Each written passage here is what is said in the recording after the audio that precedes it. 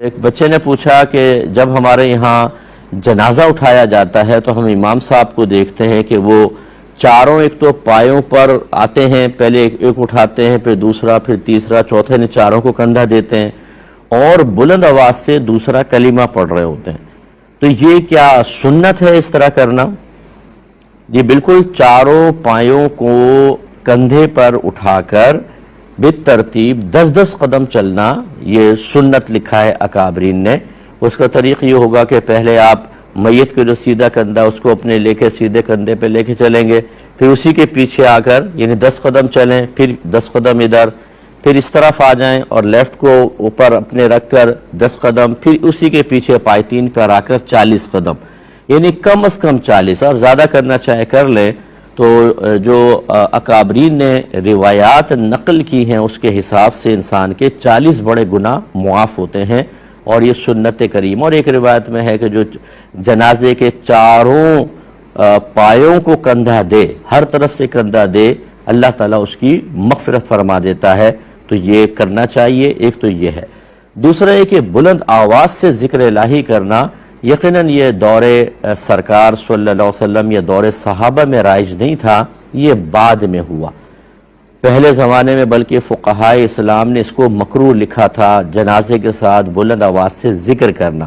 لیکن یہ مکروہ تحریمی نہیں، مکروہ تنزیہی، یعنی نہ کرنا بہتر ہے، لیکن کریں تو کوئی گناہ گار نہیں، کیونکہ ذکر الہی سے شریعت نے کوئی منع نہیں کیا، بلکہ وہ وقت ایسا ہے کہ اگر ذکر الہی کریں گے تو باعث نزول رحمت ہوتا ہے، تو مردے کے لیے راحت کے سامان ہونے کا امکان ہے۔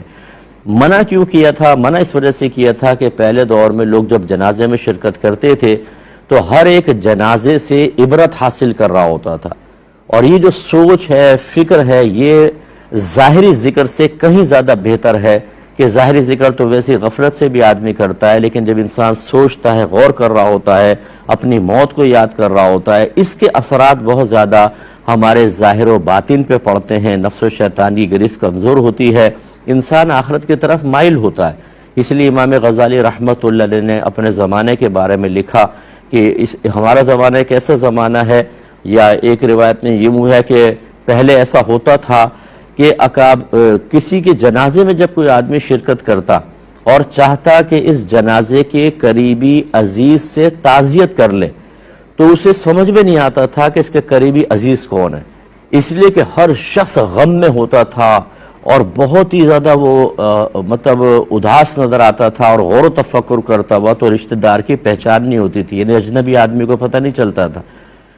لیکن جیسے جیسے پھر زمانہ آگے بڑھتا رہا، اب آپ دیکھیں گے، آپ بھی شرکت کرتے ہیں، جنازہ چل رہا ہوگا، شروع میں تو جوش سے اٹھائیں گے، اس کے بعد 10-12 رہ جائیں گے، باقی سارے پیچھے چل رہے ہوں گے، اور آپس میں باتیں، بعض اوقات تو مذاق، بعض اوقات موبائل پر کاروباری ڈیل چل رہی ہوں گی۔ اس وجہ سے فقہاء نے فرمایا کہ اب اگر ہم لوگوں کو خاموشی کا حکم دے تو بہت زیادہ غفلت، تو بہتر نہیں ہے کہ انسان بلند آواز سے ذکر کر لے تاکہ اس کی توجہ مردے کی طرف رہے، تو عبرت بھی حاصل ہوگی۔ لہذا اب یہ ذکر کرنا کوئی منع نہیں ہے، بالکل کر سکتے ہیں۔